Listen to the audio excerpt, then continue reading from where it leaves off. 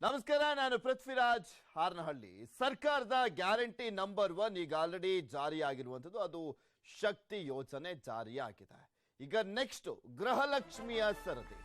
ನಾಳೆಯಿಂದ ಗೃಹಲಕ್ಷ್ಮಿಗೆ ಅರ್ಜಿ ಸಲ್ಲಿಕೆಗೆ ಅವಕಾಶವನ್ನ ಮಾಡಿಕೊಡ್ಲಾಗ್ತದೆ. ಆಕ್ಚುಲ್ ಆಗಿ ಇವತ್ತಿಂದ ಶುರು ಆಗಬೇಕಾಗಿತ್ತು, ಆದ್ರೆ ನಾಳೆಯಿಂದ ಶುರುವಾಗ್ತಾ ಇದೆ. ಬೆಂಗಳೂರಿನಲ್ಲಿ ಮಹಿಳಾ ಮತ್ತು ಮಕ್ಕಳ ಕಲ್ಯಾಣ ಇಲಾಖೆ ಸಚಿವೆ ಲಕ್ಷ್ಮಿ ಹೆಬ್ಬಾಳ್ಕರ್ ಮಾಹಿತಿಯನ್ನ ಕೊಟ್ಟಿದ್ದಾರೆ. ನಾಳೆ ಮಧ್ಯಾಹ್ನ 1:30ರಿಂದ ಅರ್ಜಿ ಸಲ್ಲಿಕೆಗೆ ಅವಕಾಶವನ್ನ ಮಾಡಿಕೊಡ್ಲಾಗ್ತಾ ಇದೆ. ನಾಳೆಯಿಂದ ಸೇವಾ ಸಿಂಧು ಪೋರ್ಟಲ್ಗೆ ಅರ್ಜಿಯನ್ನ ಸಲ್ಲಿಸುವಂತ ನಿಟ್ಟಿನಲ್ಲಿ ಮುಂದಾಗಬಹುದು. ಗೃಹಲಕ್ಷ್ಮಿಗೆ ವಾರ್ಷಿಕ ಅಂದಾಜು 30,000 ಕೋಟಿಯಷ್ಟು ರಾಜ್ಯ ಸರ್ಕಾರಕ್ಕೆ ಹೊರೆ ಆಗ್ತಾ ಇದೆ. ಹೈಯೆಸ್ಟ್ ಅಂದ್ರೆ ಗ್ಯಾರಂಟಿಗಳ ಪೈಕಿ ಹೆಚ್ಚಿನದಾಗಿ ಹೊರೆಯನ್ನ ತರ್ತಾ ಇರುವಂತದ್ದು ಗೃಹಲಕ್ಷ್ಮಿ ಯೋಜನೆ. ಗೃಹಲಕ್ಷ್ಮಿ ಅರ್ಜಿ ಸಲ್ಲಿಕೆಗೆ ಕೊನೆಯ ದಿನಾಂಕ ಇಲ್ಲ ಅಂತ ಸ್ಪಷ್ಟವಾಗಿ ಹೇಳಿದ್ದಾರೆ. ಇದೊಂದು ಒಳ್ಳೆ ಕೆಲಸ ಮಾಡಿದ್ರು. ಗೃಹಲಕ್ಷ್ಮಿ ಯೋಜನೆಗೆ ಜೂನ್ 15ರಿಂದ ಜುಲೈ 15ರವರೆಗೆ ಅಂತ ಮುಂಚೆ ಹೇಳಲಾಗಿತ್ತು. ಬಟ್ ಈಗ ಕೊನೆಯ ದಿನಾಂಕ ಇಲ್ಲ ಅಂತ ಹೇಳಿದ್ದಾರೆ. ಒಂದು ಒಳ್ಳೆ ಕೆಲಸ ಇದು. ಬಿಕಾಸ್ ಒಂದ್ ತಿಂಗಳಲ್ಲಿ ಕೆಲವರು ಹೊಸದಾಗಿ ಆಡ್ ಆನ್ ಆಗ್ತಾ ಇರ್ತಾರೆ, ಹೊಸದಾಗಿ BPL ಕಾರ್ಡ್ ಸಿಗ್ತಾ ಇರುತ್ತೆ, ಅಪ್ಲೈ ಮಾಡ್ತಾ ಇರ್ತಾರೆ. ಅರ್ಜಿ ಸಲ್ಲಿಕೆಗೆ ಯಾವುದೇ ರೀತಿಯಾದಂಥ ಫೀಸನ್ನ ಶುಲ್ಕನ್ನ ಅರ್ಜಿದಾರರು ಕೊಡುವಂತಿಲ್ಲ. ಅದನ್ನ ಸರ್ಕಾರವೇ ಭರಿಸುತ್ತದೆ ಮತ್ತು ಉಚಿತವಾಗಿ ಅರ್ಜಿಯನ್ನು ಅವರು ಸಲ್ಲಿಸಬಹುದು. ಜೊತೆಯಲ್ಲಿ ಮಧ್ಯವರ್ತಿಗಳ ಹಾವಳಿಯನ್ನ ತಪ್ಪಿಸಲಿಕ್ಕೆ, ಕರಪ್ಷನ್ನ ತಪ್ಪಿಸಲಿಕ್ಕೆ ನೇರವಾಗಿ ಅವರು ಸೇವಾ ಕೇಂದ್ರಕ್ಕೆ ಹೋಗಿ ತಮ್ಮ ಅರ್ಜಿಯನ್ನ ತಾವೇ ಅಲ್ಲಿ ಕೊಡಬಹುದಾಗಿದೆ. ನಾವು ಟೈಮ್ ಬಾಂಡ್ ಇಟ್ಟಿಲ್ಲ. ಅರ್ಜಿಯನ್ನ ಸಲ್ಲಿಸಲಿಕ್ಕೆ ಯಾವುದೇ ಕೊನೆಯ ದಿನಾಂಕವನ್ನ ನಾವು ಇಟ್ಟಿಲ್ಲ. ಮತ್ತು ಈ ಯೋಜನೆ ಬಗ್ಗೆ ಜನಸಾಮಾನ್ಯರಿಗೆ ಯಾರಿಗಾದ್ರೂ ಗೊಂದಲಗಳಿದ್ರೆ ಒಂದು ಹೆಲ್ಪ್ ಲೈನ್ ಅನ್ನ ಕೂಡ ನಾವು ಮಾಡಿದ್ದೀವಿ ನಮ್ಮ ಇಲಾಖೆ ವತಿಯಿಂದ. Help line number 1902. ಇದನ್ನ ಅವರು ಸಂಪರ್ಕ ಮಾಡಿ ಏನಾದರೂ ಗೊಂದಲಗಳಿದ್ರೆ ಅವರು ಈ ಹೆಲ್ಪ್ ಲೈನ್ ಮೂಲಕ, ಸಹಾಯವಾಣಿಯ ಮೂಲಕ ಆ ಒಂದು ಗೊಂದಲಗಳನ್ನ ಸರಿಪಡಿಸಿಕೊಳ್ಬಹುದು. ಸೊ ಒಂದು ಕ್ಲಾರಿಟಿಯನ್ನ ಸ್ಪಷ್ಟವಾಗಿ ಈಗ ನೀಡಲಾಯಿತು. ಮಹಿಳಾ ಮತ್ತು ಮಕ್ಕಳ ಕಲ್ಯಾಣ ಇಲಾಖೆ ಸಚಿವೆ ಆಗಿರುವಂತ ಲಕ್ಷ್ಮಿ ಹೆಬ್ಬಾಳ್ಕರ್ ಅದ್ರ ಬಗ್ಗೆ ಮಾಹಿತಿಯನ್ನ ನೀಡಿದ್ರು. ಏನೇನ್ ತರಬೇಕು, ಏನೆಲ್ಲ ಮಾಹಿತಿಗಳಿರಬೇಕು, ನೀವು ಸೇವಾ ಸಿಂಧು ಪೋರ್ಟಲ್ನಲ್ಲಿ ಸಲ್ಲಿಸುವಂತ ಸಂದರ್ಭದಲ್ಲಿ ಯಾವುದನ್ನೆಲ್ಲ ಲಿಂಕ್ ಮಾಡಬೇಕು, ಯಾವ ಡಾಕ್ಯುಮೆಂಟ್ಸ್ ಇರಬೇಕು ಅಂತ ಹೇಳ್ತಾ ಇದ್ರು. ಅದರ ಜೊತೆಗೆ ಏನಾದ್ರೂ ಗೊಂದಲ ಇದ್ರೆ 1902 ನಂಬರ್ಗೆ ಕಾಲನ್ನ ಮಾಡಿ ನಿಮ್ಮ ಗೊಂದಲಗಳನ್ನ ನಿವಾರಿಸಿಕೊಳ್ಳಿ ಅನ್ನುವಂಥದ್ರ ಬಗ್ಗೆನೂ ಕೂಡ ಒಂದು ಹೆಲ್ಪ್ ಲೈನ್ ಅನ್ನ ಬಿಡಲಾಗಿದೆ. ಇದ್ರ ಬಗ್ಗೆ ಇನ್ನಷ್ಟು ಮಾಹಿತಿಯನ್ನ ನೀಡ್ತಾ ಹೋಗ್ತಾರೆ ನಮ್ಮ ಪ್ರತಿನಿಧಿ ಶಿವಪ್ರಸಾದ್. ನಮ್ಮ ಜೊತೆ ನೇರ ಸಂಪರ್ಕದಲ್ಲಿ ಜಾಯ್ನ್ ಆಗ್ತಾ ಇದ್ದಾರೆ. ಶಿವಪ್ರಸಾದ್, ಜೂನ್ 11ರಂದು ಶಕ್ತಿ ಯೋಜನೆಗೆ ಚಾಲನೆ ನೀಡಲಾಯಿತು. ಗ್ಯಾರಂಟಿ ನಂಬರ್ 1 ಜೂನ್ 11ರಿಂದ ಜಾರಿ ಆಗ್ತಾ ಇದೆ. ಈಗ ಜೂನ್ 16ರಂದು ಗ್ಯಾರಂಟಿ ನಂಬರ್ 2 ಜಾರಿ ಮಾಡುವಂತ ನಿಟ್ಟಿನಲ್ಲಿ ಸೇವಾ ಸಿಂಧು ಪೋರ್ಟಲ್ನಲ್ಲಿ ಅವಕಾಶವನ್ನು ಮಾಡಿಕೊಡ್ಲಾಗ್ತದೆ. ಇದನ್ನು ಯಾವ ರೀತಿಯಾಗಿ ಜಾರಿ ಮಾಡಲಾಗ್ತದೆ, ಇದ್ದಂತ ಗೊಂದಲಗಳನ್ನು ಯಾವ ರೀತಿಯಾಗಿ ನಿವಾರಿಸಿದ್ರು ಇವತ್ತು ಲಕ್ಷ್ಮಿ ಹೆಬ್ಬಾಳ್ಕರ್ ಅಂತ?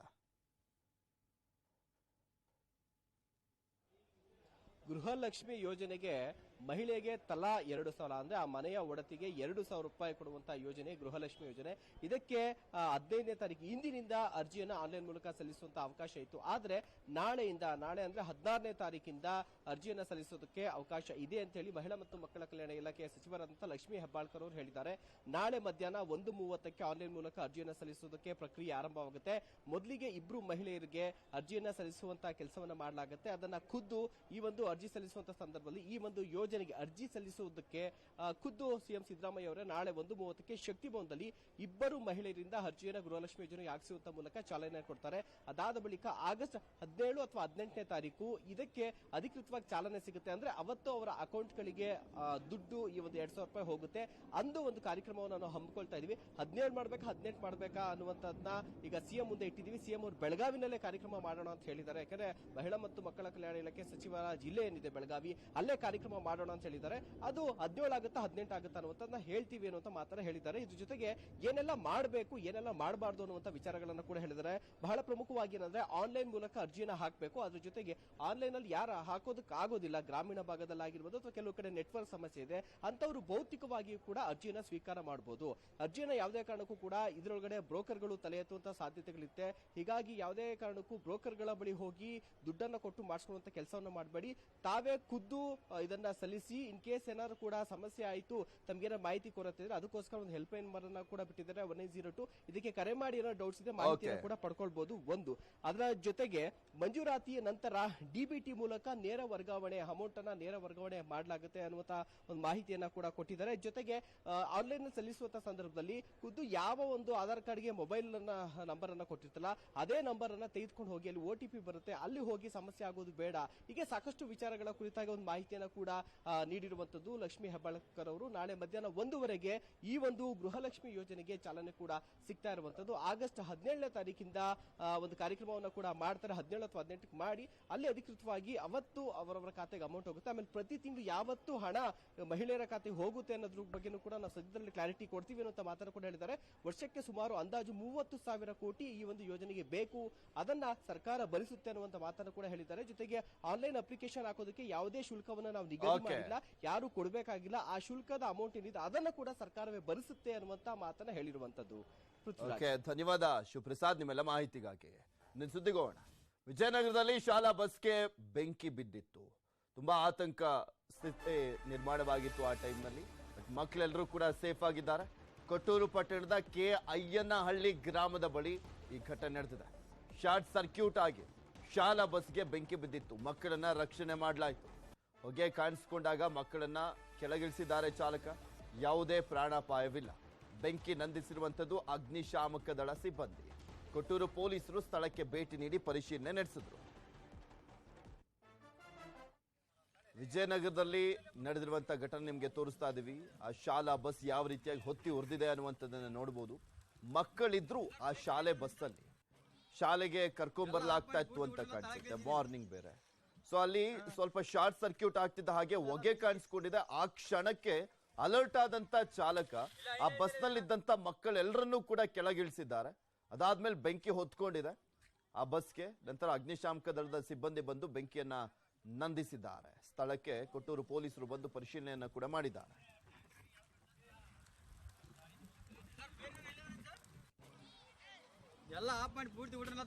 ಬಸ್ ಚಾಲಕನ ಸಮಯ ಪ್ರಜ್ಞೆಯಿಂದಾಗಿ ಯಾವುದೇ ಅನಾಹುತ ಸಂಭವಿಸಿಲ್ಲ.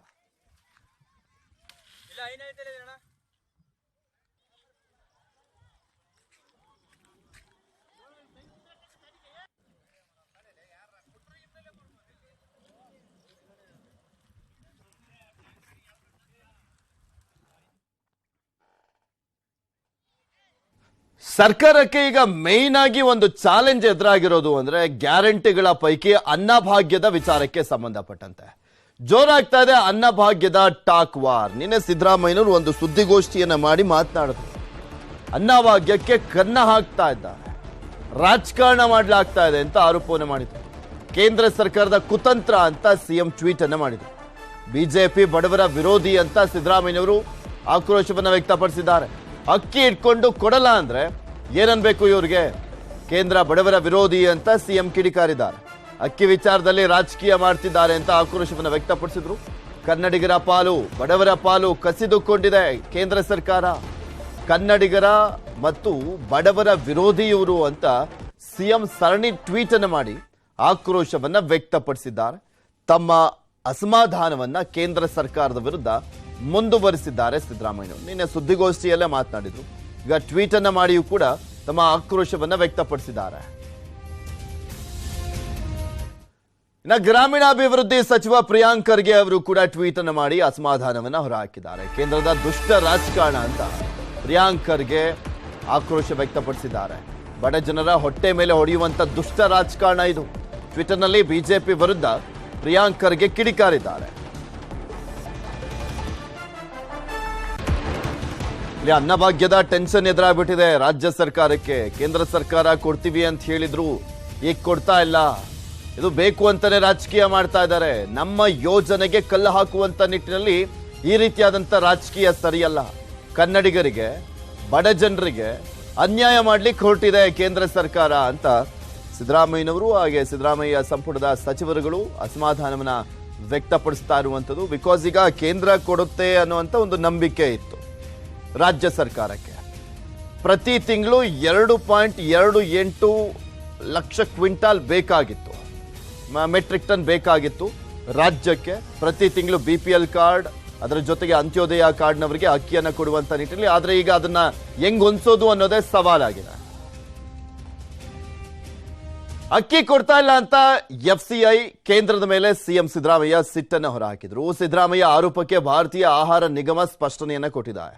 ನ್ಯೂಸ್ 18ನಲ್ಲಿ FCIನ ಮಾಧ್ಯಮ ಪ್ರಕಟಣೆ ಪ್ರಮುಖಾಂಶಗಳನ್ನ ನಿಮ್ಮ ಮುಂದೆ ಇಡ್ತೀವಿ. ಏನಂತ ಸ್ಪಷ್ಟನೆಯನ್ನ ಕೊಟ್ಟಿದ್ದಾರೆ ಅಂತ. ಇಲ್ಲಿ FCI ಮೇಲೆ ಆರೋಪವನ್ನ ಮಾಡಿದ್ರು ಸಿದ್ದರಾಮಯ್ಯನವರು. FCI ಅಂದ್ರೆ food control India, food corporation of India, ಕೇಂದ್ರ ಆಹಾರ ನಿಗಮ. ಅದು ಅಲ್ಲಿ ಒಂದು ಸ್ಪಷ್ಟನೆಯನ್ನ ಕೊಡಲಾಗಿದೆ. ಈಗ ಸಿದ್ದರಾಮಯ್ಯನವರು ಆರೋಪ ಮಾಡ್ತಿದ್ದ ಹಾಗೆ ನಮ್ಮಲ್ಲಿ ಮಾರುಕಟ್ಟೆಯಲ್ಲಿ ಅಕ್ಕಿ ಗೋಧಿ ಬೆಲೆ ಏರಿಕೆ ಆಗ್ತಾ ಇದೆ, ಅದನ್ನ ನಿಯಂತ್ರಣ ಮಾಡಬೇಕು ಅಂದ್ರೆ ಸಣ್ಣ ಉದ್ದಿಮೆದಾರರಿಗೂ ಕೂಡ ಅವಕಾಶವನ್ನ ಮಾಡಿಕೊಡ್ಬೇಕು. ಸೊ ಹೀಗಾಗಿ ಓಪನ್ ಬಿಡ್ ನಾವು ಮಾಡ್ತಾ ಇದ್ದೀವಿ ಅಂತ ಅವರು ಸ್ಪಷ್ಟನೆಯನ್ನ ಕೊಟ್ಟಿದ್ದಾರೆ. ಇದ್ರ ಬಗ್ಗೆ ಇನ್ನಷ್ಟು ಮಾಹಿತಿಯನ್ನ ನೀಡ್ತಾ ಹೋಗ್ತಾರೆ ನಮ್ಮ ಪ್ರತಿನಿಧಿ ಶಿವಪ್ರಸಾದ್. ನಮ್ಮ ಜೊತೆ ದೂರವಾಣಿ ಸಂಪರ್ಕದಲ್ಲಿ ಜಾಯ್ನ್ ಆಗ್ತಾರೆ. ಶಿವಪ್ರಸಾದ್, ಇನ್ನೂ ಕೂಡ ಮುಂದುವರೆದಿದೆ ಆಕ್ರೋಶ ಕೇಂದ್ರ ಸರ್ಕಾರದ ವಿರುದ್ಧ ಸಿದ್ದರಾಮಯ್ಯನವರದು. ಅದು ಟ್ವಿಟರ್ನಲ್ಲೂ ಕೂಡ ಗೊತ್ತಾಗ್ತದೆ. ಟ್ವೀಟ್ ಮಾಡಿ ಅಸಮಾಧಾನವನ್ನು ವ್ಯಕ್ತಪಡಿಸ್ತಾ ಇದ್ದಾರೆ. ಅದಕ್ಕೆ ಸಚಿವ ಸಂಪುಟದ ಸಚಿವರುಗಳು ಕೂಡ ಯಾವ ರೀತಿಯಾಗಿ ಕೈ ಜೋಡಿಸ್ತಾ ಸಾಥ್ ಕೊಡ್ತಾ ಆಕ್ರೋಶವನ್ನು ವ್ಯಕ್ತಪಡಿಸ್ತಾ ಇದ್ದಾರೆ ಕೇಂದ್ರದ ವಿರುದ್ಧ. ಖಂಡಿತವಾಗ್ಲೂ ಏನು ನಿನ್ನೆ ಕೂಡ ಸುದ್ದಿಗೋಷ್ಠಿಯನ್ನ ಮಾಡಿ CM ಸಿದ್ದರಾಮಯ್ಯ ಅವರು ಕೇಂದ್ರದ ವಿರುದ್ಧ ಹಾಗೂ FCI ವಿರುದ್ಧ ಕೂಡ ಸಾಕಷ್ಟು ಆಕ್ರೋಶ ವ್ಯಕ್ತಪಡಿಸಿದ್ರು. ಇವತ್ತು ಕೂಡ ಅದನ್ನ ಮುಂದುವರಿಸಿದ್ದಾರೆ. ಸರಣಿ ಟ್ವೀಟ್ ಗಳನ್ನ ಮಾಡುವಂತಹ ಮೂಲಕ ಕೇಂದ್ರ ಸರ್ಕಾರ ಹಾಗೂ FCI ವಿರುದ್ಧ ಸರಣಿ ಟ್ವೀಟ್ ಗಳನ್ನ ಮಾಡುವಂತಹ ಮೂಲಕ ಆಕ್ರೋಶವನ್ನು ವ್ಯಕ್ತಪಡಿಸಿದ್ದಾರೆ. ನಾವು ಮೊದಲೇ ಹೇಳಿದ್ರೆ ನಾವು ಬೇರೆ ಕಡೆ ಒಂದು ವ್ಯವಸ್ಥೆಯನ್ನ ಮಾಡ್ಕೊಳ್ತಾ ಇದ್ವು, ಅದನ್ನ ಹೊರತುಪಡಿಸಿ ಅಕ್ಕಿ ಇದೆ ಅಂತ ಹೇಳಿ ಕೊಡ್ತೀವಿ ಅಂತ ಹೇಳಿ ನಿನ್ನೆ ಏಕಾಏಕಿ ಮೊನ್ನೆ 13ನೇ ತಾರೀಕು ಕೊಡಲ್ಲ ಅಂತ ಹೇಳೋದ್ರ ಹಿಂದೆ ಇದೊಂದು ರಾಜಕೀಯ ಇದೆ. ಸೊ ಬಡವರ ಹಾಗೂ ಕನ್ನಡಿಗರ ಪರವಾಗಿ ಕೇಂದ್ರ ಸರ್ಕಾರ ಇಲ್ಲ, ಬಡವರ ಹಾಗೂ ಕನ್ನಡಿಗರ ವಿರೋಧಿ ನೀತಿಯನ್ನ ಕೇಂದ್ರ ಸರ್ಕಾರ ಅನುಸರಿಸ್ತಾ ಇದೆ. ಇದನ್ನ ಬಡವರು ತಿನ್ನುವಂತ ಅಕ್ಕಿಯ ವಿಚಾರದಲ್ಲಿ ರಾಜಕೀಯ ಮಾಡುವಂತದ್ದು ನಾನು ನಿರೀಕ್ಷೆ ಮಾಡಿರಲಿಲ್ಲ. ಆದ್ರೂ ಕೂಡ ಈ ರೀತಿಯಾಗಿ ಮಾಡಿರುವಂತದ್ನ ಕನ್ನಡಿಗರು ಮತ್ತೆ ಬಡವರಿಗೆ ಮಾಡಿರುವಂತಹ ದ್ರೋಹ ಅನ್ನುವಂತ ನಿಟ್ಟಿನಲ್ಲಿ ಸರಣಿ ಟ್ವೀಟ್ ಗಳನ್ನ ಕೂಡ ಮಾಡಿದ್ದಾರೆ. ಜೊತೆಗೆ ಬೇರೆ ರೀತಿಯಲ್ಲಿ ಕೇಂದ್ರ ಸರ್ಕಾರದಿಂದ ಆಗ್ಲಿಲ್ಲ ಅಂತಂದ್ರೆ ಬೇರೆ ರೀತಿಯಲ್ಲಿ ಯಾವ ರೀತಿಯಾಗಿ ಅಕ್ಕಿಯನ್ನ ನಾವು ಅರೇಂಜ್ ಮಾಡ್ತೀವಿ ಅನ್ನುವಂತ ಬಗ್ಗೆಯೂ ಕೂಡ ಟ್ವೀಟ್ ಮೂಲಕ ಒಂದು ಕ್ಲಾರಿಟಿಯನ್ನ ಕೂಡ ಕೊಟ್ಟಿದ್ದಾರೆ. ಈಗಾಗಲೇ ಯಾವ್ಯಾವ ರಾಜ್ಯಗಳ ಜೊತೆ ನಾವು ಮಾತನಾಡಿದೀವಿ, ಯಾರ್ಯಾರು ಕೊಡೋದಕ್ಕೆ ಆಗುತ್ತೆ ಅಂದಿದ್ದಾರೆ, ಯಾರ್ಯಾರು ಕೊಡೋದಕ್ಕೆ ಆಗೋದಿಲ್ಲ ಅಂತ ಹೇಳಿರುವಂತದ್ದಾಗಿರ್ಬೋದು. ಜೊತೆಗೆ KH ಮುನಿಯಪ್ಪ ಅವ್ರನ್ನ ಇವತ್ತು ನಾವು ತೆಲಂಗಾಣಕ್ಕೂ ಕೂಡ ಕಳಿಸ್ತಾ ಇದ್ದೀವಿ. ಜೊತೆಗೆ ಛತ್ತೀಸ್ಗಢದಲ್ಲೂ ಕೂಡ ನಾವು ಇವತ್ತು ಮಾಹಿತಿಯನ್ನ ತೆಗೆದುಕೊಂಡಿದ್ದೀವಿ. ಸಂಜೆ ಒಳಗೆ ನಮಗೆ ಕ್ಲಾರಿಟಿ ಕೂಡ ಸಿಗುತ್ತೆ ಅನ್ನುವಂತ ಸರಣಿ ಟ್ವೀಟ್ ಗಳನ್ನ ಮಾಡುವಂತಹ ಮೂಲಕ ತಮ್ಮ ಆಕ್ರೋಶವನ್ನ ಇವತ್ತು ಕೂಡ CM ಸಿದ್ದರಾಮಯ್ಯ ಅವರು ಮುಂದುವರೆಸಿರುವಂತದ್ದು ಗೊತ್ತಾಗ್ತಾ ಇರುವಂತದ್ದು. ಥ್ಯಾಂಕ್ ಯು ಶಿವಪ್ರಸಾದ್ ನಿಮ್ಮೆಲ್ಲ ಮಾಹಿತಿಗಾಗಿ. ಇಲ್ಲಿ ಸಿದ್ದರಾಮಯ್ಯನವರು ಮತ್ತೆ ಪ್ರಿಯಾಂಕ್ ಖರ್ಗೆ ಅವರೆಲ್ಲರೂ ಕೂಡ ಅಸಮಾಧಾನವನ್ನು ವ್ಯಕ್ತಪಡಿಸ್ತಾ ಇದ್ದಾರೆ ಕೇಂದ್ರ ಸರ್ಕಾರದ ವಿರುದ್ಧ. 2.28 ಲಕ್ಷ ಮೆಟ್ರಿಕ್ ಟನ್ ತಿಂಗಳಿಗೆ ಬೇಕಾಗಿದೆ ರಾಜ್ಯದಲ್ಲಿ. 10 kg ಅಕ್ಕಿಯನ್ನ ಕೊಡ್ತೀವಿ, BPL ಕಾರ್ಡ್ ಮತ್ತೆ ಅಂತ್ಯೋದಯ ಕಾರ್ಡ್ನವರಿಗೆ ಕೊಡಬೇಕು ಅಂದ್ರೆ ಸರ್ಕಾರಕ್ಕೆ ಈ ಒಂದು ಸವಾಲಿದೆ.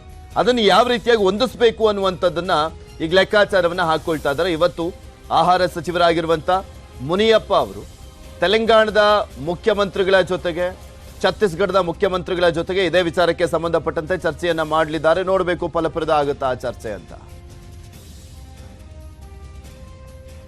Welcome back. ರಾಜ್ಯ ಸರ್ಕಾರಕ್ಕೆ ಪ್ರಮುಖವಾಗಿ ಸವಾಲಾಗಿರುವಂತದ್ದು ಅಂದ್ರೆ ಅನ್ನಭಾಗ್ಯದ ವಿಚಾರಕ್ಕೆ ಸಂಬಂಧಪಟ್ಟಂತೆ ಯಾವ ರೀತಿಯಾಗಿ ಜಾರಿ ಮಾಡಬೇಕು, ಹೇಗೆ ಅಕ್ಕಿಯನ್ನ ಹೊಂದಿಸಬೇಕು ಅನ್ನುವಂಥದ್ದೇ ಈಗ ಟೆನ್ಷನ್.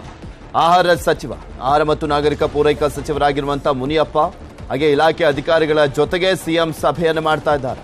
ಬೇರೆ ರಾಜ್ಯಗಳಲ್ಲಿ ಅಕ್ಕಿ ಲಭ್ಯತೆ ಮಾಹಿತಿಯನ್ನ ಪಡ್ಕೊಳ್ತಾ ಇದ್ದಾರೆ ಮುಖ್ಯಮಂತ್ರಿಗಳು. ಆಯಾ ರಾಜ್ಯಗಳಿಗೆ ಕರೆ ಮಾಡುವಂತೆ CM ಸೂಚನೆಯನ್ನ ಕೊಟ್ಟಿದ್ದಾರೆ.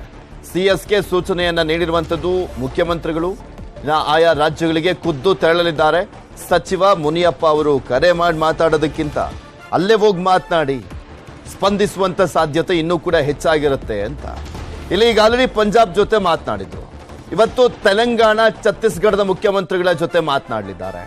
ಆಂಧ್ರ, ತೆಲಂಗಾಣ, ಛತ್ತೀಸ್ಗಢ, ಪಂಜಾಬ್, ಹರಿಯಾಣ ಈ ರಾಜ್ಯಗಳಲ್ಲಿ ಹೆಚ್ಚಿನದಾಗಿ ಅಕ್ಕಿಯನ್ನ ಬೆಳೆಯಲಾಗುತ್ತೆ. ಸೊ ಅಕ್ಕಿ ಹೆಚ್ಚಿನದಾಗಿ ಉತ್ಪಾದನೆ ಆಗುವಂಥದ್ದು. ಸೊ ಹೀಗಾಗಿ ಈ ರಾಜ್ಯಗಳ ಜೊತೆ ಮಾತನಾಡಿ ನಾವು ಈ ರಾಜ್ಯಗಳಿಂದನೇ ಅಂದ್ರೆ ಅಕ್ಕಿಯನ್ನ ಪಡೆದುಕೊಳ್ಳುವಂತ ನಿಟ್ಟಿನಲ್ಲಿ ಲೆಕ್ಕವನ್ನು ಹಾಕೊಳ್ಳೋಣ. ಎಷ್ಟೆಷ್ಟು ಪಡ್ಕೊಳ್ಬೋದು, ಎಷ್ಟೆಷ್ಟು ಯಾವ್ಯಾವ ರಾಜ್ಯದಿಂದ ಸಿಗುತ್ತೆ, ನಾವು ಯಾವ ರೀತಿಯಾಗಿ ಬ್ಯಾಲೆನ್ಸ್ ಮಾಡ್ಬೋದು. ಆಗ್ತಾ ಇರುವಂತ ಇಂಬ್ಯಾಲೆನ್ಸ್ ಅನ್ನ ಕೇಂದ್ರ ಸರ್ಕಾರ ಈಗ ಕೈ ಕೊಟ್ಟಿದೆ ಅಂತ ಏನು ಹೇಳ್ತಾ ಇದ್ದಾರೆ ರಾಜ್ಯ ಸರ್ಕಾರದವರು. ಸೊ ಅದನ್ನ ಯಾವ ರೀತಿಯಾಗಿ ಬ್ಯಾಲೆನ್ಸ್ ಮಾಡಬೇಕು ಅನ್ನೋದೇ ಸವಾಲಾಗಿದೆ. ಇದ್ರ ಬಗ್ಗೆ ಇನ್ನಷ್ಟು ಮಾಹಿತಿಯನ್ನ ಕೊಡ್ತಾ ಹೋಗ್ತಾರೆ ನಮ್ಮ ಪೊಲಿಟಿಕಲ್ ಬ್ಯೂರೋ ಮುಖ್ಯಸ್ಥರಾಗಿರುವಂತ ಚಿದಾನ್ ಪಟೇಲ್ ನಮ್ಮ ಜೊತೆ ನೇರ ಸಂಪರ್ಕದಲ್ಲಿ ಜಾಯಿನ್ ಆಗ್ತದೆ. ಚಿದಾನ್ ಪಟೇಲ್, ಅನ್ನಭಾಗ್ಯಕ್ಕೆ ಅಕ್ಕಿಯನ್ನ ಯಾವ ರೀತಿಯಾಗಿ ಹೊಂದಿಸಬೇಕು ಜನರಿಗೆ ಕೊಡುವಂತ ನಿಟ್ಟಿನಲ್ಲಿ ಅನ್ನುವಂಥದ್ದೇ ಈಗ ಪ್ರಮುಖವಾಗಿ ಇರುವಂತ ಒಂದು ದೊಡ್ಡ ಚಾಲೆಂಜ್ ಸಿದ್ದರಾಮಯ್ಯನವರ ಸರ್ಕಾರಕ್ಕೆ. ಯಾವ ರೀತಿಯಾದಂತ ಚರ್ಚೆ ನಡೆಸಲಾಗ್ತಾ ಇದೆ, ಇವತ್ತು ಯಾವ ರಾಜ್ಯಗಳ ಜೊತೆ ಮಾತುಕತೆಯನ್ನ ಮಾಡಲಿದ್ದಾರೆ? ಪೃಥ್ವಿ, ಮಹತ್ತರ ಬೆಳವಣಿಗೆ ಹಿನ್ನೆಲೆಯಲ್ಲಿ ಮುಖ್ಯಮಂತ್ರಿ ಸಿದ್ದರಾಮಯ್ಯನವರು ವಿಧಾನಸೌಧದ 3ನೇ ಮಾಡಿಲಿರ್ತಕ್ಕಂಥ ಮುಖ್ಯಮಂತ್ರಿಗಳ ಕಚೇರಿಯಲ್ಲಿ ಅಧಿಕಾರಿಗಳ ಸಭೆಯನ್ನು ನಡೆಸುತ್ತಿರುವಂತದ್ದು. ಸರ್ಕಾರದ ಮುಖ್ಯ ಕಾರ್ಯದರ್ಶಿ ವಂದಿತಾ ಶರ್ಮರವರು ಮತ್ತು ಆಹಾರ ಸಚಿವರಾಗಿರ್ತಕ್ಕಂಥ ಕೆಎಚ್ ಮುನಿಯಪ್ಪ ಮತ್ತು ಆಹಾರ ಮತ್ತು ನಾಗರಿಕ ಪೂರೈಕೆ ಇಲಾಖೆಯ ಹಿರಿಯ ಅಧಿಕಾರಿಗಳು ಮತ್ತು ಮುಖ್ಯಮಂತ್ರಿಗಳ ಎಸಿಎಸ್ ಆಗಿರ್ತಕ್ಕಂಥ ರಜನೀಶ್ ಅವರ ಜೊತೆ ಇದೀಗ ಮುಖ್ಯಮಂತ್ರಿಗಳು ಮಹತ್ವದ ಸಭೆಯನ್ನು ನಡೆಸುತ್ತಿರುವುದು. ಈ ಸಭೆ ಮಹತ್ವದ ಸಭೆ ಅಂತಲೇ ಹೇಳಲಾಗ್ತದೆ. ಯಾಕಂತ ಹೇಳಿದ್ರೆ ಸರ್ಕಾರಕ್ಕೆ ಜುಲೈ 5ರೊಳಗಡೆ ಬಿಪಿಎಲ್ ಕಾರ್ಡ್ ಹೋಲ್ಡರ್ಸ್ಗೆ ಅಂದ್ರೆ 1,31,00,000 ಬಿಪಿಎಲ್ ಕಾರ್ಡ್ದಾರರಿಗೆ 10 ಕೆಜಿ ಅಕ್ಕಿಯನ್ನು ಸರ್ಕಾರ ಕೊಡಬೇಕಾಗಿದೆ. ಹಾಗಾಗಿ ಸರ್ಕಾರ ಕೆಲವೊಂದು ಕಡೆ ಎಫ್ಸಿಐ ಇದೀಗ ಎಲ್ಲೊಂದು ಕಡೆ ಅಕ್ಕಿಯನ್ನು ಕೊಡ್ತೀವಿ ಅಂತೇಳಿ ಕೊನೆಗಳಿಗೆ ಕೈ ಕೊಟ್ಟಿರುವಂತದ್ದು ಮುಖ್ಯಮಂತ್ರಿ ಸಿದ್ದರಾಮಯ್ಯ ಸೇರಿದಂತೆ ಇಡೀ ಸರ್ಕಾರಕ್ಕೆ ಇಕ್ಕಟ್ಟಿಗೆ ಸಿಲುಕಿಸಿದಂತ ಸ್ಥಿತಿ ನಿರ್ಮಾಣ ಆಗಿರುವಂತ. ಹಾಗಾಗಿ ಬೇರೆ ಬೇರೆ ರಾಜ್ಯಗಳಲ್ಲಿ ಅಕ್ಕಿಯ ದಾಸ್ತಾನು ಎಲ್ಲಿದೆ, ಆ ಅಕ್ಕಿಯ ದಾಸ್ತಾನಿನ ಮುಖಾಂತರ ಆಯಾ ರಾಜ್ಯದ ಮುಖ್ಯಮಂತ್ರಿಗಳು ಮತ್ತು ಆಹಾರ ಇಲಾಖೆಯ ಅಧಿಕಾರಿಗಳೊಂದಿಗೆ ಮಾತುಕತೆ ನಡೆಸಿ ಅಕ್ಕಿಯನ್ನ ಪರ್ಚೇಸ್ ಮಾಡೋ ಸಂಬಂಧಪಟ್ಟಾಗೆ ಮಹತ್ವದ ಸಭೆ ನಡೀತಿರುವಂತದ್ದು. ಈ ಸಭೆ ಮಹತ್ವದ ಸಭೆ ಅಂತ ಹೇಳಲಾಗ್ತಿದೆ. ಈಗಾಗಲೇ ಸಚಿವ ಸಂಪುಟ ಸಭೆ ಮುಗಿದ ಬಳಿಕ ತೆಲಂಗಾಣ ಮುಖ್ಯಮಂತ್ರಿಗಳನ್ನ ಭೇಟಿಯಾಗಲಿಕ್ಕೆ ಆಹಾರ ಮತ್ತು ನಾಗರಿಕ ಸಚಿವರಾಗಿರ್ತಕ್ಕಂಥ ಕೆಎಚ್ ಮುನಿಯಪ್ಪರವರನ್ನ ಮುಖ್ಯಮಂತ್ರಿ ಕಳಿಸಿಕೊಡ್ತಿರುವಂತದ್ದು. ಈಗಾಗಲೇ ಛತ್ತೀಸ್ಗಢ ಮುಖ್ಯಮಂತ್ರಿ ಆಗಿರ್ತಕ್ಕಂಥ ಭೂಪೇಶ್ ಬಘೇಲ್ ಜೊತೆ ಈಗಾಗಲೇ 2 ಬಾರಿ ಮುಖ್ಯಮಂತ್ರಿ ಸಿದ್ದರಾಮಯ್ಯನವರು ಮಾತುಕತೆ ನಡೆಸಿರುವಂತದ್ದು. ಈಗಾಗಲೇ ಭೂಪೇಶ್ ಬಘೇಲ್ ರವರು ಒಂದಷ್ಟು ಅಕ್ಕಿಯನ್ನ ಪೂರೈಕೆ ಮಾಡೋ ಸಂಬಂಧಪಟ್ಟ ಇದೀಗ ಪೂರಕವಾಗಿ ಎಲ್ಲೊಂದು ಕಡೆ ಕರ್ನಾಟಕಕ್ಕೆ ಒಂದಷ್ಟು ಮೆಟ್ರಿಕ್ ಟನ್ಗಳಷ್ಟು ಅಕ್ಕಿಯನ್ನು ಕೊಡುವ ಸಂಬಂಧಪಟ್ಟ ಈಗಾಗಲೇ ಹೇಳಿರುವಂತದ್ದು. ಈ ಎಲ್ಲದರ ನಡುವೆ ಕೂಡ ಇದೀಗ ಪಂಜಾಬ್ ಮುಖ್ಯಮಂತ್ರಿ ಜೊತೆ ಮಾತುಕತೆ ನಡೆಸಿದ ಸಂದರ್ಭದಲ್ಲಿ ಪಂಜಾಬ್ ಮುಖ್ಯಮಂತ್ರಿ ಅವರು ಮುಂದಿನ ವರ್ಷದಿಂದ ನಾವು ಅಕ್ಕಿಯನ್ನು ನಾವು ವಿತರಿಸ್ತೀವಿ, ಆದರೆ ಈ ವರ್ಷ ದಾಸ್ತಾನು ಇಲ್ಲ ಅಂತ ಹೇಳಿರುವಂತದ್ದು. ಇನ್ನು ಉಳಿದಂತೆ ಮಧ್ಯಪ್ರದೇಶ ಸೇರಿದಂತೆ ಹರಿಯಾಣ ರಾಜ್ಯಗಳಲ್ಲೂ ಕೂಡ ಮುಖ್ಯಮಂತ್ರಿಗಳೊಂದಿಗೆ ಮಾತುಕತೆ ನಡೆಸಲಿಕ್ಕೆ ತೀರ್ಮಾನ ಮಾಡುವಂಥದ್ದು ಮತ್ತು ಖಾಸಗಿ ಏಜೆನ್ಸಿಗಳ ಜೊತೆ ಕೂಡ ಖಾಸಗಿ ಏಜೆಂಟ್ಗಳ ಜೊತೆ ಕೂಡ ಟೆಂಡರ್ದಾರಗಳ ಜೊತೆ ಕೂಡ ಮಾತುಕತೆಗೆ ಸಂಬಂಧಪಟ್ಟ ತೀರ್ಮಾನವನ್ನು ಮಾಡುವಂಥದ್ದು. ಪ್ರಮುಖವಾಗಿ ಯಾವ ರಾಜ್ಯದಲ್ಲಿ ಅಕ್ಕಿ ದಾಸ್ತಾನು ಇರತಕ್ಕಂಥದ್ದು, ಯಾವ್ಯಾವುದು ಖಾಸಗಿ ಸಂಸ್ಥೆಗಳ ಜೊತೆ ಹೆಚ್ಚುವರಿ ಅಕ್ಕಿ ಇರತಕ್ಕಂಥ ಎಲ್ಲದರ ಬಗ್ಗೆ ಕೂಡ ಮಾತುಕತೆಯನ್ನು ನಡೆಸುವಂತೆ ಈಗಾಗಲೇ ಮುಖ್ಯಮಂತ್ರಿ ಅವರು ಮುಖ್ಯ ಕಾರ್ಯದರ್ಶಿ ವಂದಿತಾ ಶರ್ಮ ಅವರಿಗೆ ಇದೀಗ ಸೂಚನೆ ಕೊಟ್ಟಿರುವಂತ. ಹಾಗಾಗಿ ಬೇರೆ ಬೇರೆ ರಾಜ್ಯಗಳಲ್ಲಿ ಖಾಸಗಿ ಒಡೆತನದಲ್ಲಿರ್ತಕ್ಕಂಥ ಮತ್ತು ಟೆಂಡರ್ದಾರರಲ್ಲಿರ್ತಕ್ಕಂಥ ಚಿದಾನ್ ಪಟೇಲ್, ಆಕ್ಚುಲಿ ಕೇಂದ್ರ ಸರ್ಕಾರದ ಜೊತೆ ಏನು ಅಕ್ಕಿಯನ್ನ ತೆಗೆದುಕೊಳ್ಬೇಕಾಗಿತ್ತು, ಕೊಡ್ತೀನಿ ಅಂತ ಹೇಳಿದ್ರು 2.28 ಲಕ್ಷ ಮೆಟ್ರಿಕ್ ಟನ್ ಅನ್ನ. ಅದನ್ನ ಹತ್ತತ್ರ 36,000 ರೂಪಾಯಿ ಅಂದಾಜಿನಲ್ಲಿ ಅವರು ಖರೀದಿ ಮಾಡ್ಲಿಕ್ಕೆ ಮುಂದಾಗಿದ್ದು. ಈಗ ಬೇರೆ ರಾಜ್ಯಗಳ ಜೊತೆ ಮಾತುಕತೆ ಮಾಡ್ತಾ ಅಲ್ಲಿಂದ ತೆಗೆದುಕೊಳ್ಳುವಂತ ಸಂದರ್ಭದಲ್ಲಿ ಆ ಅಕ್ಕಿ ರೇಟ್ ಇನ್ನೂ ಏನಾದ್ರೂ ಜಾಸ್ತಿ ಆಗುವಂತ ಸಾಧ್ಯತೆ ಇದೆಯಾ? ಮತ್ತಷ್ಟು ಹೊರೆ ಆಗುವಂತ ಸಾಧ್ಯತೆ ಇದೆಯಾ ರಾಜ್ಯ ಸರ್ಕಾರಕ್ಕೆ?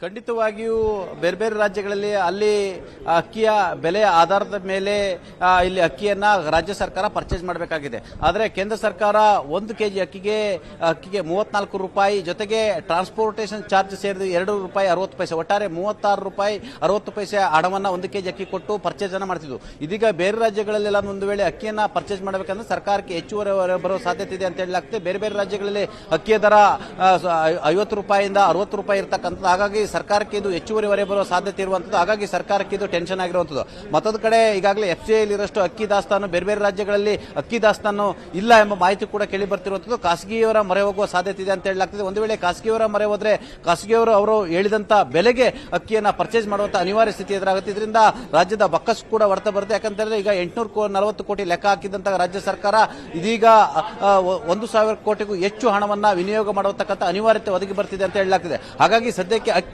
ಎಲ್ಲಿ ದಾಸ್ತಾನಿದೆ ಮತ್ತು ಖಾಸಗಿಯವರ ಬಳಿ ದಾಸ್ತಾನು ಇರುವಂತದ್ದು ಮತ್ತು ಬೇರೆ ಬೇರೆ ರಾಜ್ಯಗಳಲ್ಲಿ ದಾಸ್ತಾನು ಇರುವ ಸಂಬಂಧಪಟ್ಟ ಈಗಾಗಲೇ ಚರ್ಚೆ ಆಗ್ತಿರುವಂತದ್ದು.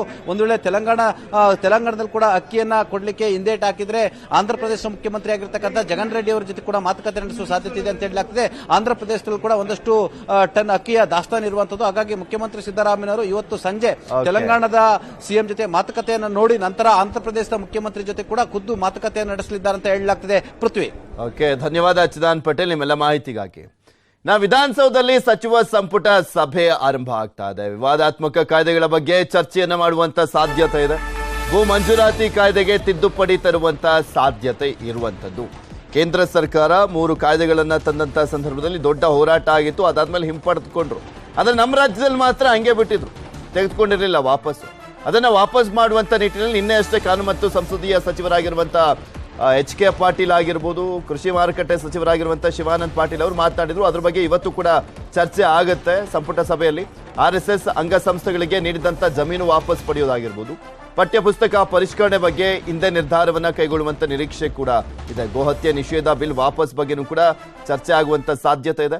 ಬಾಕಿ ಗ್ಯಾರಂಟಿಗಳ ಅನುಷ್ಠಾನದ ಬಗ್ಗೆ ಕ್ಯಾಬಿನೆಟ್ ಸಭೆಯಲ್ಲಿ ಮಾತುಕತೆಯನ್ನ ಮಾಡುವಂತ ಸಾಧ್ಯತೆ ಇರುವಂತದ್ದು. ಇವತ್ತಿನ ಸಂಪುಟ ಸಭೆಯ ಹೈಲೈಟ್ಸ್ ಅಂತ ನೋಡಿದ್ರೆ ಈ ಪ್ರಮುಖ ಕಾರಣಗಳು ಕಾಣಿಸ್ತಾ ಹೋಗ್ತವೆ, ವಿಚಾರಗಳು ಕಾಣಿಸ್ತಾ ಹೋಗ್ತವೆ. ನೋಡ್ಬೇಕು ಏನೆಲ್ಲ ಚರ್ಚೆ ಆಗುತ್ತೆ, ಯಾವೆಲ್ಲ ನಿರ್ಧಾರಕ್ಕೆ ಬರಲಾಗತ್ತೆ. ಮೇಯ್ನಾಗಿ ಅಜೆಂಡಾ ಅಂದ್ರೇನೆ ಗ್ಯಾರಂಟಿಗಳನ್ನ ಅನುಷ್ಠಾನ ಮಾಡುವಂತ ನಿಟ್ಟಿನಲ್ಲಿ ಇರುವಂತ ಗೊಂದಲಗಳನ್ನ ನಿವಾರಿಸಬೇಕು. ಅದನ್ನು ಯಾವ ರೀತಿಯಾಗಿ ಜಾರಿ ಮಾಡಬೇಕು. ಈಗ ಆಲ್ರೆಡಿ 1 ಯೋಜನೆ ಜಾರಿಯಾಗಿದೆ, ಉಳಿದಂತ 4 ಯೋಜನೆಗಳನ್ನ ಜಾರಿ ಮಾಡುವಂತ ನಿಟ್ಟಿನಲ್ಲಿ ಯಾವ ರೀತಿಯಾಗಿ ಪ್ಲಾನ್ಸ್ ಗಳನ್ನ ಮಾಡಬೇಕಾಗಿದೆ, ಸಲಹೆಗಳನ್ನ ಕೂಡ ಪಡೆದುಕೊಳ್ಳುವಂತ ಸಾಧ್ಯತೆ ಇದೆ.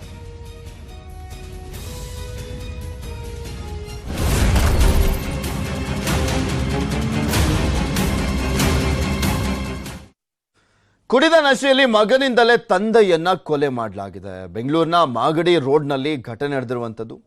ರಾಜು 55 ವರ್ಷ, ಮಗನಿಂದಲೇ ಕೊಲೆಯಾದಂಥ ತಂದೆ. ಎಂತೆಂಥ ಪ್ರಕರಣಗಳು ಬರ್ತಾ ಇದಾವೆ ಅಂತ ನೋಡೋದಾದ್ರೆ ಕಳೆದ 1 ವಾರದಿಂದಲೂ ಕೂಡ ತಾಯಿಯನ್ನ ಮಗಳು ಸಾಯಿಸೋದು, ಆಮೇಲೆ ಅಳಿಯ ಹೋಗ್ಬಿಟ್ಟು ಅತ್ತೆಗೆ ಚಾಕುವಿನಿಂದ ಇರಿಯೋದು.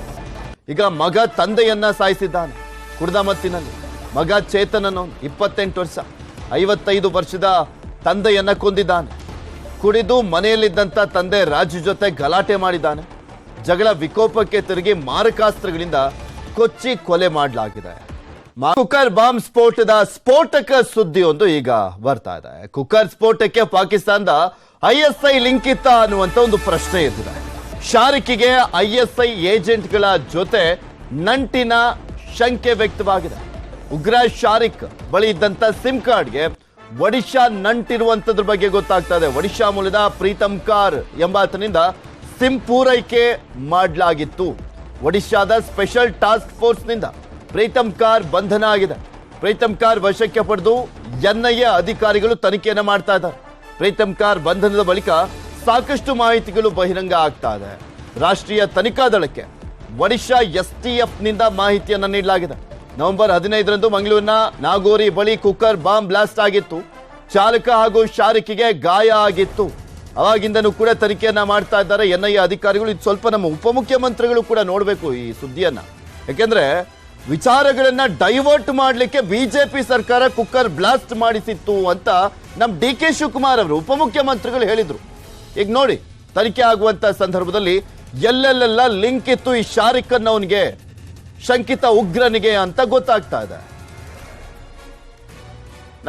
ವಿಚಾರಕ್ಕೆ ಸಂಬಂಧಪಟ್ಟಂತೆ ನೋಡಿದಾದ್ರೆ ಯಾವ ರೀತಿಯಾಗಿ ಲಿಂಕ್ ಇರ್ಬೋದು ಅಂತ ಕೆಲವೊಂದು ಮಾಹಿತಿಗಳು ಬರ್ತಾ ಇದೆ. ಕುಕ್ಕರ್ ಸ್ಫೋಟಕ್ಕೆ ಪಾಕಿಸ್ತಾನದ ISI ಲಿಂಕ್ ಅಂತ ಹೇಳಲಾಗ್ತಾ ಇದೆ. ಶಾರಿಕಿಗೆ ISI ಏಜೆಂಟ್ಗಳ ಜೊತೆ ನಂಟಿನ ಶಂಕೆಯನ್ನ ವ್ಯಕ್ತಪಡಿಸಿದ್ದಾರೆ NIA ಅಧಿಕಾರಿಗಳು. ಶಾರಿಕಿಗೆ ಒಡಿಶಾದ ಪ್ರೀತಮ್ ಕಾರ್ ನಂಟು ಇದೆ. ಶಾರಿಕಿಗೆ ಪ್ರೀತಮ್ ಕಾರ್ನಿಂದ ಸಿಮ್ ಪೂರೈಕೆ ಮಾಡಲಾಗಿದೆ ಅನ್ನುವಂಥದ್ರ ಬಗ್ಗೆ ಸದ್ಯಕ್ಕೆ ಮಾಹಿತಿ ಸಿಗ್ತಾ ಇರುವಂಥದ್ದು.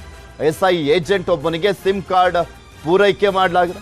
ಅದೇ ಸಿಮ್ ಕಾರ್ಡ್ ಅನ್ನ ಉಗ್ರ ಶಾರಿಕಿಗೆ ನೀಡಿದ್ದ ISI ಏಜೆಂಟ್ಗೆ ಡೆಬಿಟ್ ಕಾರ್ಡ್ ಅನ್ನ ಕೂಡ ಪೂರೈಸಿದ್ದ ಪ್ರೀತಮ್ನಿಂದ ದೇಶ ವಿರೋಧಿ ಕೃತ್ಯ, ಸೈಬರ್ ವಂಚನೆಯನ್ನ ಮಾಡಲಾಗಿದೆ. ಬ್ಯಾಂಕ್ ಅಕೌಂಟ್ ಹ್ಯಾಕ್, ನಕಲಿ ಸಿಮ್ ಅನ್ನ ಮಾರಾಟ ಮಾಡಲಾಗ್ತಾ ಇತ್ತು. ರಾಷ್ಟ್ರೀಯ ತನಿಖಾ ದಳಕ್ಕೆ ಒಡಿಶಾ STF ನಿಂದ ಮಾಹಿತಿಯನ್ನ ನೀಡಲಾಗಿದೆ. ಎಂತೆಂಥ ದೇಶ ವಿರೋಧಿಗಳು ದೇಶದೊಳಗಡೆ ಇದ್ದಾರೆ ಅನ್ನುವಂಥದ್ದನ್ನು ಗಮನಿಸಬಹುದು. ಈ ದೇಶ ವಿರೋಧಿ ಚಟುವಟಿಕೆಗಳಿಗೆ ಕೈ ಜೋಡಿಸ್ತಾರೆ ಅಂತ. ಇಲ್ಲಿ ಪ್ರಮುಖವಾಗಿ ಬೇನಾಮಿ ಹೆಸರಿನಲ್ಲಿ ಹಣ ವರ್ಗಾವಣೆ ಆಗ್ತಾ ಇತ್ತಾ ಅಂತ ಪ್ರಶ್ನೆ ಇದೆ. ಬೇನಾಮಿ ಹೆಸರಲ್ಲಿ ಶಾರಿಕಿಗೆ ಹಣ ಸಿಗ್ತಾ ಇತ್ತು, ಪಾಕಿಸ್ತಾನದಿಂದ ಹಣ ರವಾನೆ ಮಾಡಲಾಗ್ತಾ ಇತ್ತು ಅಂತ ಹೇಳಲಾಗಿದೆ. ಹಣ ವರ್ಗಾವಣೆ ಬಗ್ಗೆ ಪ್ರೀತಮ್ ಕಾರ್ ಮಾಹಿತಿಯನ್ನ ಕೊಟ್ಟ ಅನ್ನುವಂಥ ಪ್ರಶ್ನೆಗೆ ಉತ್ತರ ಸಿಗಬೇಕಾಗಿದೆ. ಬಿಕಾಸ್ ಅವನನ್ನ ವಿಚಾರಣೆಗೊಳಪಡಿಸಲಾಗಿದೆ. ಪ್ರೀತಮ್ನಿಂದ ಬೇನಾಮಿ ಹಣ ವರ್ಗಾವಣೆ, ಡ್ರಗ್ಸ್ ದಂಧೆ ಕೂಡ ನಡೀತಾ ಇತ್ತು ಅನ್ನುವಂಥದ್ರ ಬಗ್ಗೆ ಮಾಹಿತಿ ಸಿಗ್ತಾ ಇದೆ. ಕಮಿಷನ್ ಪಡೆದು ಪ್ರೀತಮ್ನಿಂದ ಹಣ ಟ್ರಾನ್ಸ್ಫರ್ ಮಾಡಲಾಗ್ತಾ ಇತ್ತಂತೆ. ಇದ್ರ ಬಗ್ಗೆ ಇನ್ನಷ್ಟು ಮಾಹಿತಿಯನ್ನು ನೀಡ್ತಾರೆ ನಮ್ಮ ಪ್ರತಿನಿಧಿ ಕಿಶನ್. ನಮ್ಮ ಜೊತೆ ನೇರ ಸಂಪರ್ಕದಲ್ಲಿ ಜಾಯಿನ್ ಆಗ್ತಾ ಇದ್ದಾರೆ. ಕಿಶನ್, ಶಾರಿಕ್ ವಿಚಾರಕ್ಕೆ ಸಂಬಂಧಪಟ್ಟಂತೆ ಏನೆಲ್ಲ ಸ್ಫೋಟಕ ಮಾಹಿತಿಗಳು ಬರ್ತಾ ಇದೆ ಅನ್ನುವಂಥದ್ದನ್ನ ನೋಡ್ತಾ ಇದ್ವಿ. ಈಗ ಯಾವ ಹಂತಕ್ಕೆ ಬಂದು ತಲುಪಿದೆ? ಪ್ರೀತಮ್ ಕಾರ್ ಲಿಂಕು ಕೂಡ ಗೊತ್ತಾಗ್ತಾ ಇರುವಂಥದ್ದು ಈಗ. ಇಡೀ ದೇಶಕ್ಕೆ ಸಂಚಲನವನ್ನು ಮೂಡಿಸಿದಂತಹ ಮಂಗಳೂರು ಕುಕ್ಕರ್ ಬಾಂಬ್ಗೆ ಪಾಕಿಸ್ತಾನದ ISI ಲಿಂಕ್ ಇರೋದೀಗ ಗೊತ್ತಾಗ್ತಿರುವಂತದ್ದು. NIA ಅಧಿಕಾರಿಗಳ ಇಂಚಿಂಚು ಮಾಹಿತಿಯನ್ನ ಪರಿಶೀಲನೆ ಮಾಡಿರುವ ಸಂದರ್ಭದಲ್ಲಿ ISI ಏಜೆಂಟ್ಗೆ ಶಾರಿಕ್ ಲಿಂಕ್ ಇರೋದು ಕೂಡ ಗೊತ್ತಾಗಿರುವಂತದ್ದು. ಈ ನಿಟ್ಟಿನಲ್ಲಿ ಒಡಿಶಾದ ಸ್ಪೆಷಲ್ ಟಾಸ್ಕ್ ಫೋರ್ಸ್ ಪೊಲೀಸ್ ಮಾಡಿದಂತ NIA ಅಧಿಕಾರಿಗಳು ಒಡಿಶಾದಲ್ಲಿ ಓರ್ವನನ್ನ ಬಂಧನ ಮಾಡಿದ್ದಾರೆ. ಆತನ ಹಿನ್ನೆಲೆ ಗಮನಿಸೋದ್ರೆ ಬಹಳಷ್ಟು ಡೇಂಜರಸ್ ಆಗಿರುವಂತದ್ದು. ಆತನ ಹೆಸರು ಪ್ರೀತಮ್ ಕಾರ್ ಅಂತ ಹೇಳಿ. ಆತ ನೇರವಾಗಿ ಭಾರತದಲ್ಲಿರುವಂತಹ ಪಾಕಿಸ್ತಾನದ ISI ಏಜೆಂಟ್ ಜೊತೆ ಸಂಪರ್ಕವನ್ನು ಹೊಂದಿದ್ದ. ಈ ಹಿಂದೆ ಕೂಡ ಅವರಿಗೆ ಡೆಬಿಟ್ ಕಾರ್ಡ್ ಆಗಿರ್ಬೋದು ಮತ್ತು ಸಿಮ್ ಕಾರ್ಡ್ ಗಳನ್ನ ಕೊಟ್ಟಿದ್ದ. ಅದೇ ವ್ಯಕ್ತಿ ಶಾರಿಕ್ ಕೂಡ ಸಿಮ್ ಮತ್ತು ಡೆಬಿಟ್ ಕಾರ್ಡ್ ಅನ್ನು ಕೊಟ್ಟಿರೋದು ಗೊತ್ತಾಗಿರುವಂತದ್ದು. ಹಾಗಾಗಿ ISI ಪ್ರೇರಿತ ಮಂಗಳೂರಿನ ಕುಕ್ಕರ್ ಬಾಂಬ್ ಬ್ಲಾಸ್ಟ್ ಪ್ರಕರಣ ಆಗಿರೋದು ಕೂಡ NIA ಅಧಿಕಾರಿಗಳಿಗೆ ಗುಮಾನಿ ಇದ್ದಿದೆ. ಈ ನಿಟ್ಟಿನಲ್ಲಿ ಪ್ರೀತಮ್ ಕಾರ್ನನ್ನ ಹೆಚ್ಚಿನ ವಿಚಾರಣೆಯನ್ನ ಮಾಡ್ತಾ ಇದ್ದಾರೆ. ಯಾಕಂದ್ರೆ ಈ ಹಿಂದೆ ಕೂಡ ರಾಂಚಿ ಮತ್ತು ಬೇರೆ ಬೇರೆ ಭಾಗಗಳಲ್ಲಿ ISI ಏಜೆಂಟ್ ಜೊತೆ ನಿಕಟವಾದ ಸಂಪರ್ಕವನ್ನು ಹೊಂದಿದ್ದ ಪ್ರೀತಮ್ ಕಾರ್ ಮತ್ತು ಅವರಿಗೆ ಸಿಮ್ ಕಾರ್ಡ್ ಮತ್ತು ಡೆಬಿಟ್ ಕಾರ್ಡ್ ಗಳನ್ನ ಕೂಡ ಕೊಟ್ಟಿದ್ದ. ಈತ ಸೈಬರ್ ಕ್ರೈಮ್ ವಂಚನೆಯಲ್ಲಿ ಬಹಳಷ್ಟು ಪ್ರಣೀತನಾಗಿದೆ ಎಂಬುದು ಕೂಡ ಗೊತ್ತಾಗ್ತಾ ಇರುವಂತದ್ದು. ಹಾಗಾಗಿ ಈ ಮಂಗಳೂರು ಕುಕ್ಕರ್ ಬಾಂಬ್ ಬ್ಲಾಸ್ಟ್ ಪ್ರಕರಣದ ಪ್ರಮುಖ ಆರೋಪಿ ಮೊಹಮ್ಮದ್ ಶಾರಿಕ್ಗೆ ISI ಏಜೆಂಟ್ ಲಿಂಕ್ ಇರೋದು ಕೂಡ ಈ ಮೂಲಕ ಗೊತ್ತಾಗ್ತಾ ಇರುವಂತದ್ದು. ಹಾಗಾಗಿ NIA ಅಧಿಕಾರಿಗಳು ಶಾರಿಕ್ ಜೊತೆ ಪ್ರೀತಮ್ ಕಾರ್ನ ವಿಚಾರಣೆ ಕೂಡ ಮಾಡ್ತಾ ಇದ್ದಾರೆ ಮತ್ತು ಶಾರಿಕ್ಗೆ ಹಣದ ವರ್ಗಾವಣೆ ಆಗಿರೋ ಬಗ್ಗೆ ಕೂಡ ಸಂಶಯ ಇರುವಂತದ್ದು.